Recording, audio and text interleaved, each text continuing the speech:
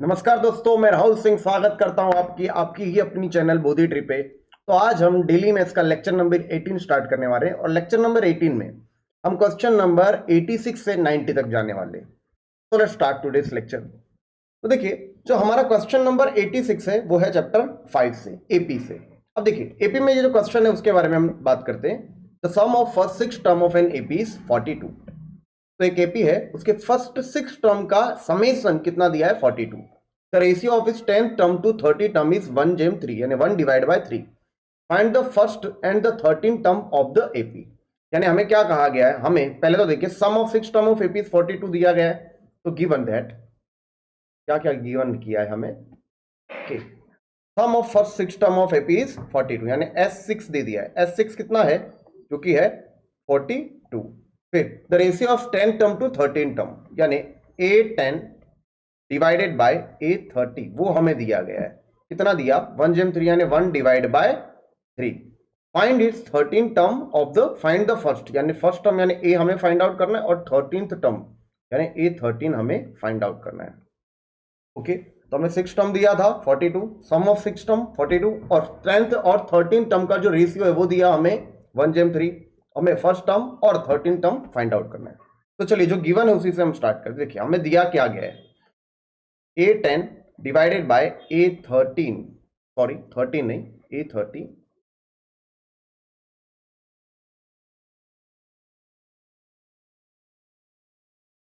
A30 वो क्या था?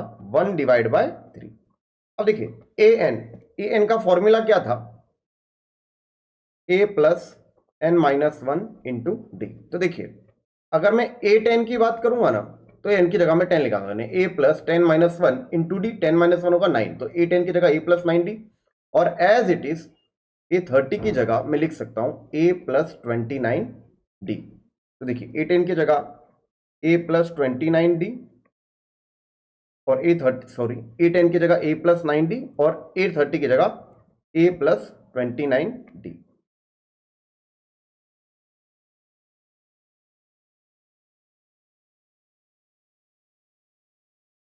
ओके, तो देखिए ये आ गया 1/3। अब देखिए, हम इसे सॉल्व करते हैं तो ये हो जाएगा A प्लस 9D। देखिए 3 आ जाएगा इसके साथ मल्टीप्लीकेशन में, into 3 is equal to 1 into A plus 29D। अब देखिए, सॉर्ट आउट करते हैं तो 3A plus 27D is equal to A plus 29D।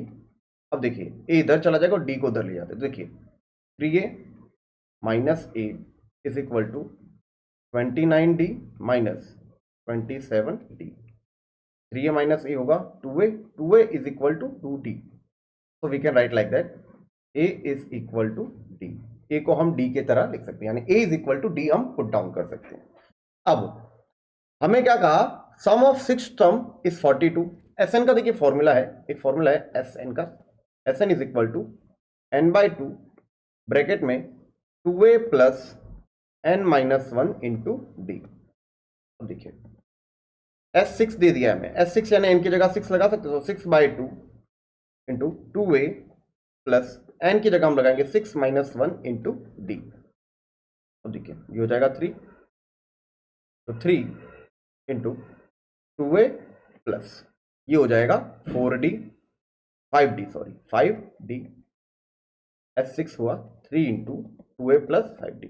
देखिए, S6 दिया था 42, 42 is equal to 3 into 2A plus 5D की। देखिए, अभी लास्ट टाइम हमने देखा A is equal to D, इसका हम यूज कर सकते हैं। तो D की जगह हम लिख देते हैं A और इधर हम रीजन लिख देंगे A is equal to D। तो 42 divide by 3 is equal to 7A। 5A plus 2A 7A होगा। 42 12 sorry 14 14 is equal to 7A। तो हम कह सकते हैं A is equal to 14 divide by 7 और A मेरे सामने आ रहा है 2। A की वैल्यू मुझे मिल गई 2, फर्स्ट टर्म मुझे मिल गया। अब देखिए, हमें कौन सा टर्म फाइंड आउट करने को कहा था? 13th term. हमें 13th टर्म भी फाइंड आउट करने ने A13 को हम लिख सकता था A प्लस 12D। देखिए ए की वैल्यू आई 2 प्लस 12, डी की वैल्यू भी 2 है। अब बताइए कैसे, क्योंकि ए और डी सेम था और ए की वैल्यू आई 2, तो डी की वैल्यू भी 2 आएगी इस हिसाब से। तो 2 प्लस 24 जो कि होगा 2 प्लस 24 होगा जो कि होगा 26। तो इस एपी का 13th टर्म होगा 26। ये क्वेश्चन था जो कि बहुत ही आसान था। इस क्वेश्चन में हमें दिया गया था कि छठवें सम का वो फर्स्ट 6 सम का जो एडिशन है वो 42 है, और 10th और 13th टर्म का 30 टर्म का जो रेशियो है वो 1/3 था। तो हमें फर्स्ट और 13 टर्म फाइंड आउट करना था। तो देखिए जो रेशियो दिया था A10 bye A30 is equal to 1/3 लिखा। A10 की जगह A प्लस 9D और A30 की जगह A प्लस 29D 1/3। अब 3 क्रॉस मल्टीप्लीकेशन किया तो हमें A is equal to D का रिजल्ट मिला। फिर हमें दिया दूसरे जो इन्फॉर्मेशन दी थी वो थी कि 6 टर्म का एडिशन 42 आ रहा है। SN का फॉर्मूला लगाया जो कि था SN is equal to n/2 into 2A plus n-1 into D।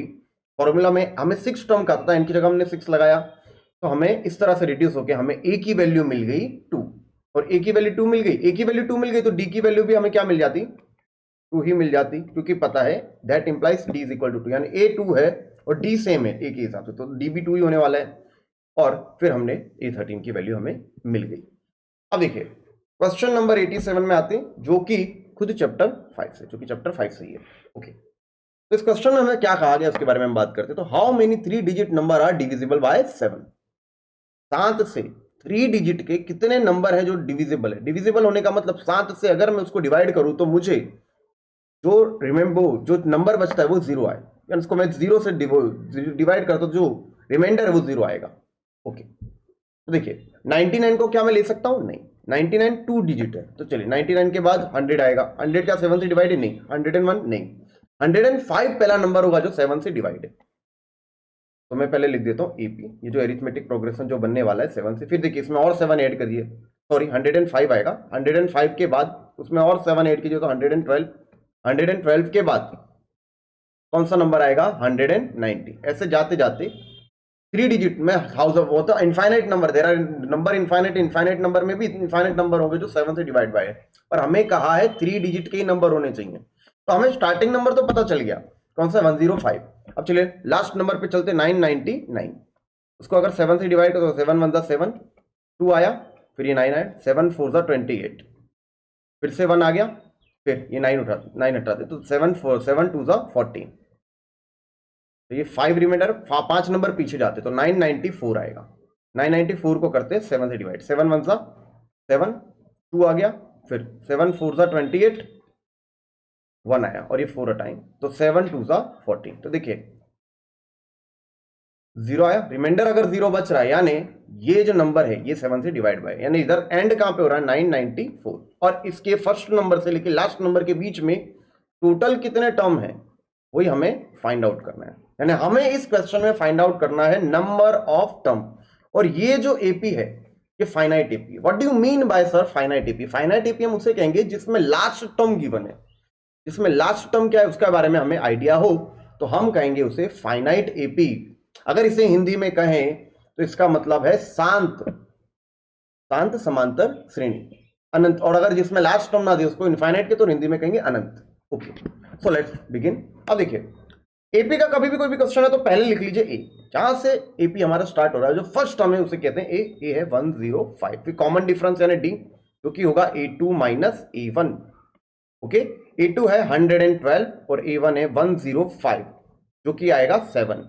D और ए मिल गया और हमें एन चाहिए। एन है टोटल नंबर ऑफ टर्म कितना है। तो कभी भी हमें ये जो फाइनाइट एपी दिया उसमें हमें नंबर ऑफ टर्म चाहिए, तो लास्ट टर्म को nth टर्म मान लेने का। ये एक मिनट, ये जो नंबर पे उतने टर्म होंगे ना, सिंपल सी बात है, ये इसकी जो पोजीशन ये कौन से नंबर पे उतने टर्म होंगे, तो लास्ट टर्म को nth टर्म मान लेने का। तो देखिए पहले तो an का फॉर्मूला है n is equal to a plus n-1 into D. Okay, अब लास्ट टर्म को nth टर्म माना, लास्ट टर्म क्या है 994 इज इक्वल टू ए क्या है जो वैल्यू वो पुट डाउन करते 105 प्लस एन वैल्यू नहीं पता तो वो वैसे का वैसा इंटू डी, डी पता है हमें वो क्या है 7। अब देखिए 105 को उधर भेजते हैं, यहाँ प्लस में था वहां पे जाके माइनस, तो 994 minus 105 is equal to n-1 into 7। Okay, तो देखिए 994 माइनस 105 करते हैं, 994 माइनस 105, ये हो जाएगा 8 और ये हो जाता 14। 14 में से 5 जाएगा तो 9 आएगा। 14 में से 5 गया तो 9 और 8 में से 0 गया तो 8 आएगा। 8 में से 0 गया तो 8 और 9 में से 1 गया तो 8। 889 आया। 889 is equal to n minus 1 into 7। अब ये 7 डिवाइड में चला जाएगा तो 889 विच is divided bye 7 it is becomes n minus 1। अब 889 को भी हम 7 से डिवाइड करके देखते हैं। 7 1 जा 7, 1 आया, फिर ये 8 आता है। 7 2 जा 14, 4 आया, फिर ये 7 7 जा 49। तो देखिए कितना आया 127। अगर हम इसको डिवाइड करेंगे तो 127 आता। तो हम कह सकते हैं n minus 1 is equal to 127। तो n आएगा 127 प्लस 1 जो कि होगा 128। तो there are 128 numbers which are divisible numbers, 3-digit numbers, sorry, 3-digit number which are divided by 7, which divided by 7 और divisible by 7। ओके, तो ये क्वेश्चन में देखिए, अगर मैं आपको क्विक रिकैप दूं तो इसमें ये कहा how many 3-digit number are divisible by 7। 7 से 3 डिजिट के कितने नंबर हैं जो डिवाइड हो सकते हैं, 3 डिजिट के नंबर। तो हमने स्टार्ट करने पहले सबसे पहला नंबर कौन सा जो 7 से डिवाइड होता है 3 डिजिट का, तो 105। फिर 7 ऐड करते गए, फिर हमने वो लास्ट 3 डिजिट नंबर ढूंढा जो 7 से डिवाइडेड बाय, तो वो हमें मिला 994। तो ये 105 से 994 तक जितने टोटल नंबर मिले, जो कितने नंबर आए टोटल, वही हमारे टोटल नंबर है जो 7 से डिवाइड होने वाले हैं। तो ये तो एपी बन रही थी। एपी का फर्स्ट टर्म पता होना चाहिए और डी पता होना चाहिए। एपी में फर्स्ट टर्म और डी पता तो हम लोगों के लिए कितनी चीजें ढूंढना आसान हो जाएगा।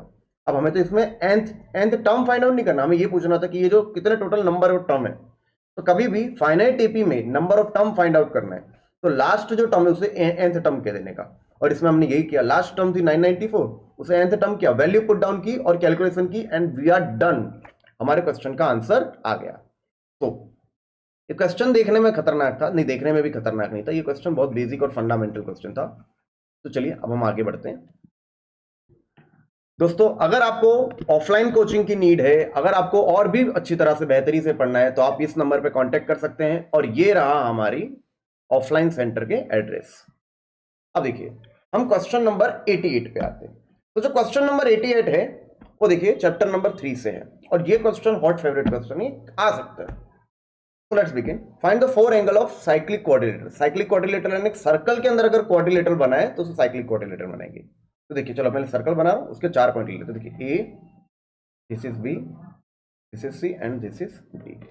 देखिए ए बी सी और डी। चलिए ठीक है। एंगल ए देखिए, for in which A B C D, in which angle A बराबर 2x माइनस 1। चलिए गिवन दैट में लिख लेता हूं पहले। Given that angle A is equal to 2x minus 1 degree, फिर angle B y plus 5 degree, angle C 2y plus 15 degree, और angle D 4x minus 7 degree. चलो ठीक है। अब देखिए एक बात मैं बता रहा हूं, इन cyclic quadrilateral, in cyclic quadrilateral opposite angle are supplementary to each other। याद में बोलते सप्लीमेंट्री एंगल, अपोजिट एंगल और सप्लीमेंट्री एंगल। इसका मतलब कि ये एंगल और ये एंगल, ये देखो ये ए के अपोजिट में सी है, तो ए और सी का ऐड करोगे तो 180 आएगा, और लाइकवाइज बी और बी को ऐड करोगे तो भी 180 आएगा। तो we can write like that, angle A plus angle C is equal to 180 degree. Also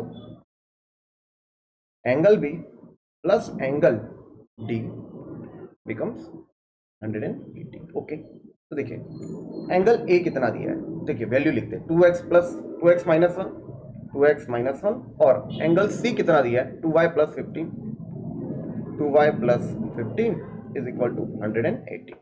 और एंगल भी देखिए कितना दिया है y प्लस 5, और एंगल डी दिया है 4x माइनस 7, ये भी होगा 180। ओके, देखिए 2x plus 2y, 2x plus 2y, और देखिए 15 माइनस 1 होगा 14 प्लस 14 इज इक्वल टू 180। अब देखिए 2x plus 2y is equal to 180 minus 14 करेंगे। अब देखिए 2x प्लस 2y 180 माइनस 40, तो 180 माइनस अगर 20 करता तो 160 होता, पर ये 114 है तो 166 आएगा। 6 का डिफरेंस था ना, तो 166, और अभी भी 2 कॉमन निकल के कट हो जाएगा, तो 2 अगर कॉमन निकालता तो x plus Y is equal to 166। 180 minus 40, 180 minus, पहले तो एक मिनट, 180 माइनस 10 कर दे तो 170, तो उसमें और 4 सब करके तो 166 एग्जैक्टली। तो देखिए तो होगा हमारे लिए x plus Y is equal to 166 which is divided by 2, तो 2 8 जा 16 और 2 3 जा 6, तो हमारे लिए आया x प्लस वाई की जो वैल्यू आई वो आई 83। ये हमारी इक्वेशन 1 बन गई। तो देखिए ये क्वेश्चन 3 या 4 मार्क्स में ही आने वाले, क्योंकि पहले तो आपको इसमें डायरेक्ट इक्वेशन दी नहीं होगी, तो हमें पहले बनानी है, तो हमने इक्वेशन बनाई। अब देखिए तो पहले हम x लिखते हैं, तो देखो 4x प्लस वाई माइनस 2, देखिए 5 माइनस 7 2 माइनस 2 का इज इक्वल टू 180, तो हो जाएगा 4x plus Y is equal to 182, 180 plus 2 तो हो जाएगा 182। तो देखिए सेकंड इक्वेशन डायरेक्ट रेडी हो गई, 4x plus Y, 4x plus Y is equal to 182, ये सेकंड इक्वेशन। हम इसे मेथड ऑफ एलिमिनेशन से सॉल्व कर लेते हैं, बरोबर। तो देखिए क्या होता है एलिमिनेशन में, यानी किसी एक बकरे को पकड़ना होता है, बकरा यानी किसी वेरिएबल को। देखिए यहाँ पे, और ऐसे बकरे को पकड़ो जिसमें वेरिएबल, जिसमें कोएफिशिएंट सेम। देखिए यहाँ पे y का कोएफिशिएंट 1 है, यहाँ पे 1 है, तो बस अब इनका साइन चेंज करो, ये प्लस है तो इसको माइनस बनाओ। इसका मतलब क्या करना है, इक्वेशन 1 में से इक्वेशन 2 सब्ट्रैक्ट कर दो। देखिए इक्वेशन 1 क्या है, इक्वेशन या तो आप ऐसा लिखिए इक्वेशन 2 में से इक्वेशन, कुछ फर्क नहीं पड़ता, चलेगा। तो देखिए x plus Y is equal to 83, और इक्वेशन 2 क्या है, 4x plus Y is equal to 182। Okay, तो देखिए सब्ट्रैक्ट कर रहे हैं, तो जो नीचे इक्वेशन लिखी उसके साइन चेंज करिए, प्लस था तो माइनस, ये प्लस था तो माइनस, और ये भी प्लस था तो माइनस। अब देखिए y से y तो चॉप हो गया, क्योंकि ये प्लस वाई माइनस वाई, जितना लाए उतना लेके चलेगा, तो कुछ नहीं बचता।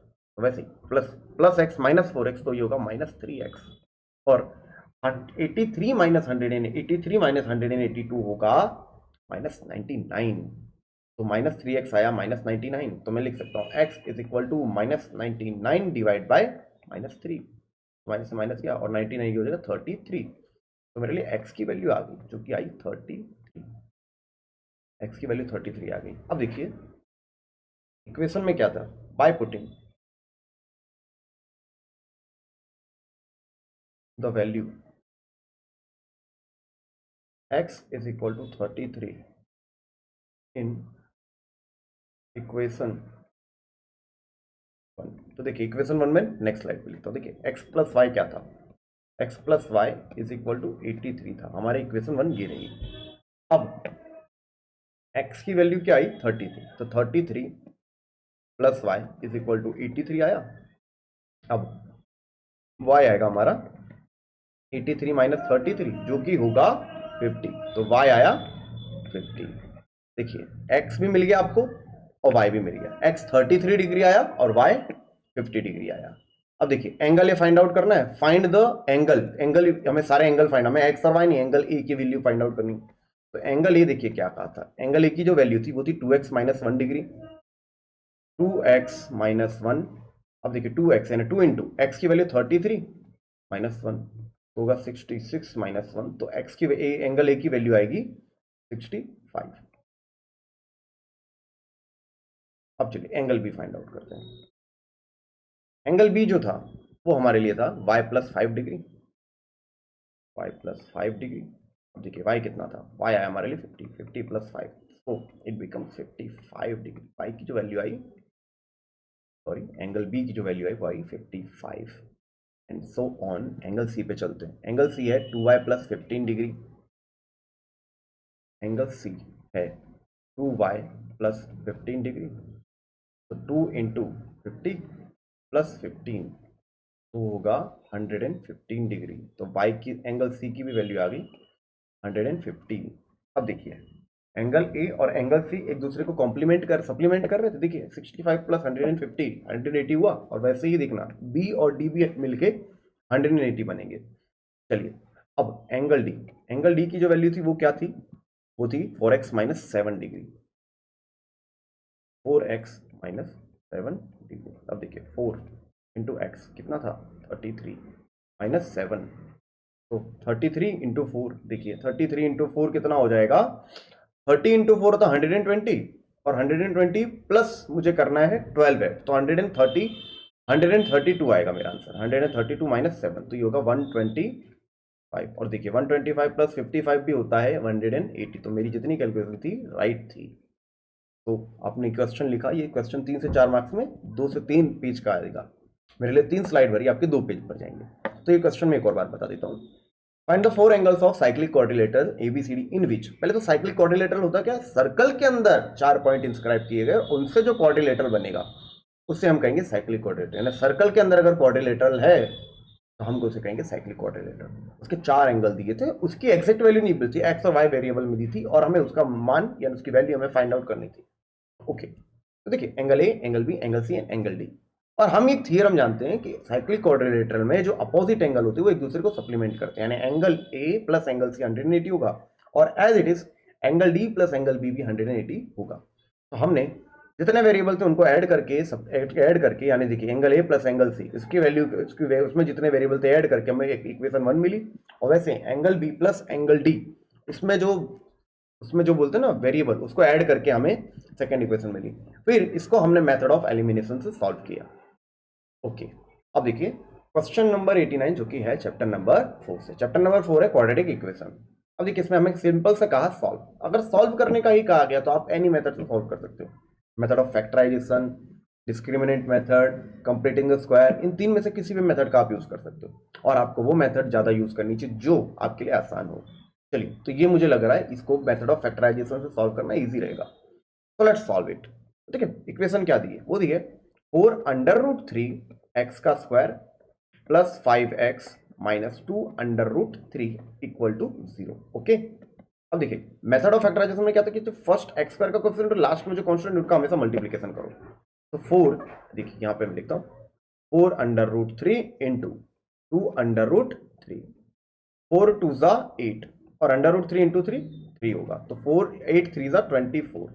ये जो नंबर आया, अब देखिए लास्ट नंबर उसका साइन देखिए क्या है, माइनस, और फिर बीच का डिजिट देखिए क्या है 5, यानी एक्स का कोएफिशिएंट देखिए। तो इसका मतलब क्या है, 24 के हमें ऐसे पार्ट करने हैं जिसका सब्ट्रैक्शन 5 आए और उसका मल्टीप्लिकेशन 24 आए। 24 के हमें ऐसे स्प्लिट करना है, 24 के हमें ऐसे पार्ट करने की इसका मल्टीप्लिकेशन करूं तो मुझे 24 मिले, बट उसका सब्ट्रैक्शन करने पे मुझे 5 मिलना चाहिए। देखिए एक फैक्टर है मेरे दिमाग में, वो होता है 8 3 जा 24 होता है, मल्टीप्लिकेशन करोगे तो आपको क्या मिलेगा 24, और सब्ट्रैक्शन करो 8 में से 3 का तो आपको क्या मिल जाएगा, आपको मिलेगा 5। ओके, तो देखिए हम सब्ट्रैक्शन करके ला रहे हैं, तो बड़ा जो नंबर है उसको मिडिल पाथ, ये एक्स का कोएफिशिएंट का साइन और इसको डिफरेंट साइन देना है। तो चलिए अभी क्वेश्चन डन हो गया हमारा।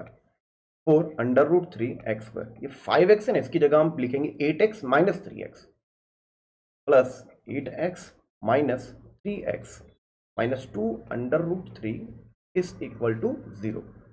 अब देखिए 4 अंडर रूट 3 एक्स स्क्वायर और minus 3x minus 2 root 3 is equal to 0। देखिए यहां से हम एक्स स्क्वायर और एक्स में से x कॉमन आ जाएगा, और 4 और 8 में से 4 कॉमन आ जाएगा, तो 4x कॉमन निकला। तो देखिए यहाँ पे क्या बचा, रूट 3, और ये देखिए x तो निकल आया, इधर एक्स स्क्वायर था इसमें से x निकला तो सिंपल एक ही x बचा, फिर प्लस x तो निकल आया, 4 2 सा 8, तो 4 आ गया, खाली 2 का बचा ये।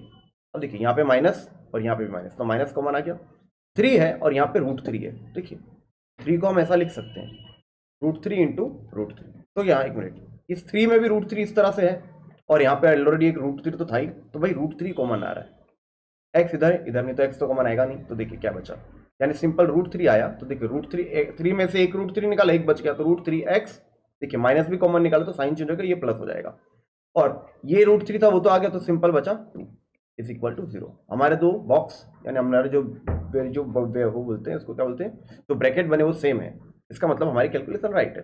तो देखिए इसका मतलब 4x माइनस रूट 3 और root 3x plus 2 is equal to 0। तो हम कह सकते हैं इन दोनों का मल्टीप्लीकेशन 0 है, दो नंबर का, दो नंबर, और ये एक मिनट x है क्या, एक नंबर ही है, दो नंबर का मल्टीप्लीकेशन सिर्फ और सिर्फ तब 0 होगा जब उनमें से कोई एक नंबर 0 होगा। तो देखिए इसका मतलब क्या है, for x minus root 3 is equal to 0 और root 3x plus 2 is equal to 0।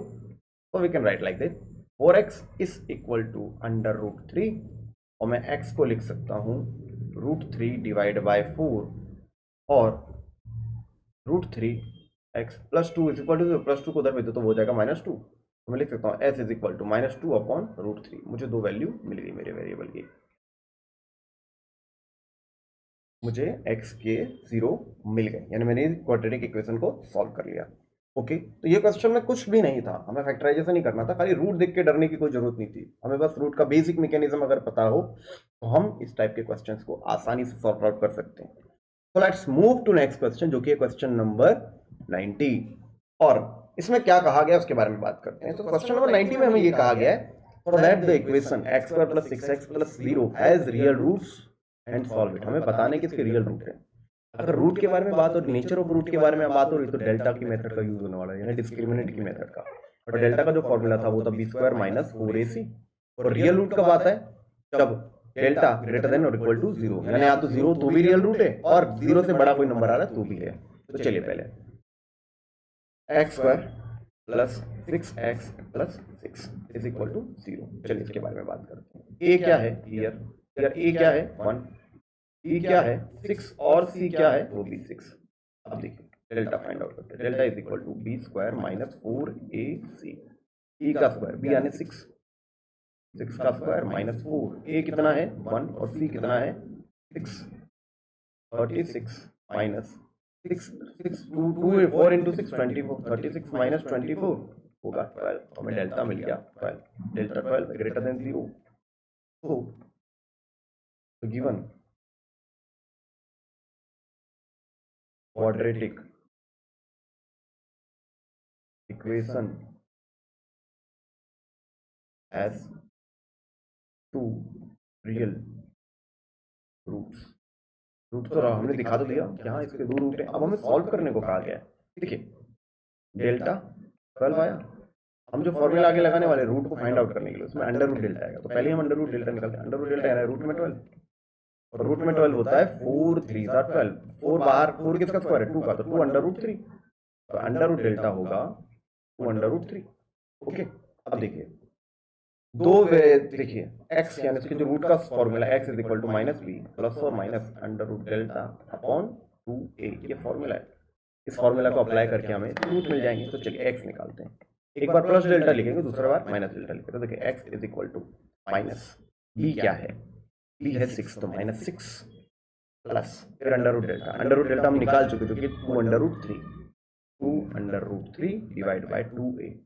2 into a क्या है 1, तो 2 इंटू 1 2, ये आया। फिर और अब देखिए एक बार मैं प्लस डेल्टा लिख दूसरा और करके माइनस में डेल्टा लिखता हूँ। x is equal to -6 minus b तो ये, और फिर देखिए माइनस डेल्टा है -2 under minus under root delta, तो माइनस अंडर रूट में फिर क्या आएगा 2 इंटू अंडर रूट में 3 अपॉन 2। अब देखिए 2 कॉमन निकाल रहा है, यहाँ से 2 कॉमन निकल रहा है तो निकाल देते हैं। तो अगर 2 कॉमन निकालो तो यहाँ होगा देखिए under root 3 minus 3 divide by 2। देखिए कैसे आया अंडर रूट 3 माइनस 3। ये क्या हुआ, मैंने माइनस वाला टर्म बाद में लिख दिया बस, और कुछ नहीं किया। और अब देखिए यहाँ से मैं -2 निकाल लेता हूँ, बराबर -2 निकाल रहा, खाली 2 निकालता हूँ। x is equal to 2 common निकाला तो -3 minus under root 3 divide by 2, 2 से 2 चॉप हो गया तो हमारे लिए x आया, बराबर। माइनस अगर बाहर निकालो तो हो जाएगा 3 प्लस अंडर रूट 3। ये हमारी वैल्यू आ गई। एक x इस तरह से आया और दूसरी x इस तरह से आया। ये हमारे क्वेश्चन के सॉल्यूशन थे। तो दोस्तों आज हमने डेली मैथ्स के लेक्चर नंबर 18 में क्वेश्चन नंबर 86 से 90 सॉल्व किया है। आप इन सारे सवालों की प्रैक्टिस करते रहिए एंड तब तक के लिए ऑल द वेरी बेस्ट और पढ़ते रहिए।